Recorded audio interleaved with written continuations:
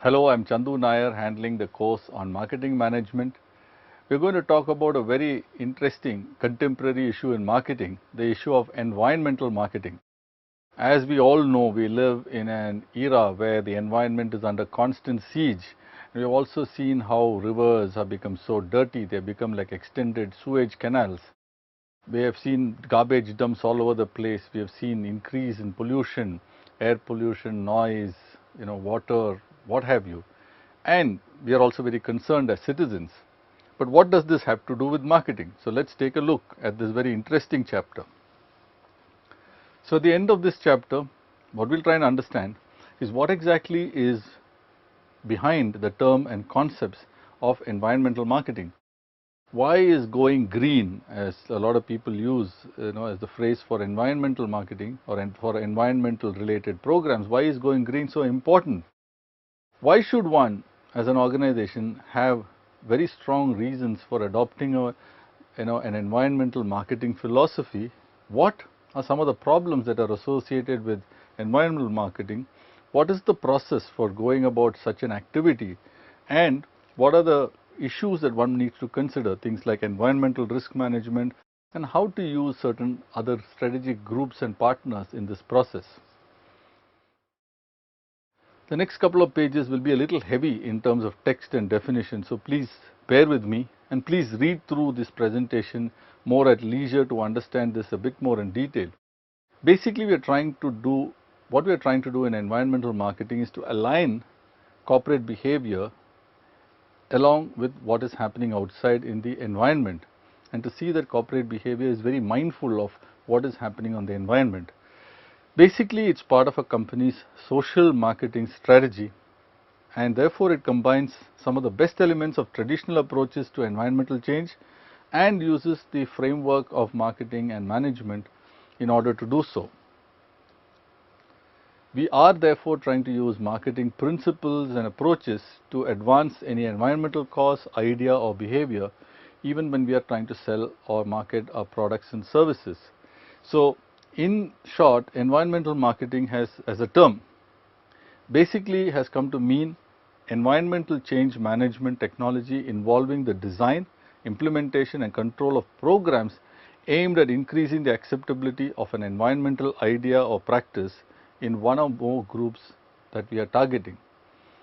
So there are a lot of things that are happening because of our usage of certain products and services, all of which affect the environment in some way. So what we are trying to do in environmental marketing is to see how to modify, change those ideas, beliefs on the one side or certain kinds of behavior to make it more environmentally friendly.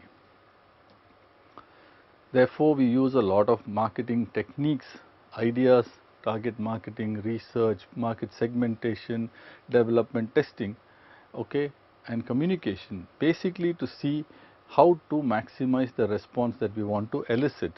And the organization too looks at certain change goals as it embarks on this particular process. So as we have seen earlier, basically anything like this which is in the form of contemporary issue, we have seen this also in social marketing or non-profit marketing, we are seeing this even in environmental marketing. The broad thing is, what are we trying to change? Is it an idea at the belief, attitude or value stage, or is it a practice in terms of actions and behaviors? And what is the kind of tangible object that can exemplify this? For example, if you were to look at, you want offices to be non-smoking, because you don't want your employees to smoke. That may be a practice that you want to stop. So you want to make sure that people, when they come to the office, do not smoke in the office. So you don't have a place physically where they can smoke. You make the canteen, certain places all out of bounds for smoking. In terms of a tangible object, it is the cigarette that may be involved in the provision of a tangible space for that activity, so on and so forth. So this is something that we are talking about, or certain companies say that they will not let the employees in without wearing helmets. So those are the kind of things we are talking about. We've also seen some elements of this in social marketing or non-profit marketing. So some of the things that the questions that arise are therefore, what is the fit between the idea and what the target or adopter group is looking for? Which means, how do you define the fit? what makes a good fit, which is how do you design the fit. The third thing is how do we bring this to the attention of the target group. So, you have to deliver the fit, and then how do we sustain or maintain or defend basically this fit against any premature demise. So, that is the issue of defending the fit. So, if you look at it, it is like the 4 Ds: defining, designing, delivering and defending the fit. So, let us just see what each of these involves. This is something that you need to figure out, but you will see that it is broadly in line with a lot of things that we have talked about in other aspects of marketing. Basically, you have a problem. There is an audience who might perceive that problem or has that problem.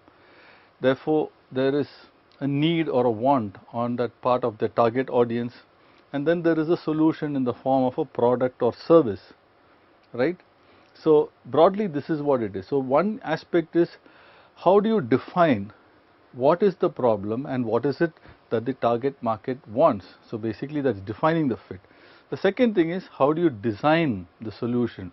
What exactly is the environmental product that would fit that particular problem. Are there any substitutes also which are available, for example, in this particular aspect. And as we have seen, basically we are trying to fulfill some need or want.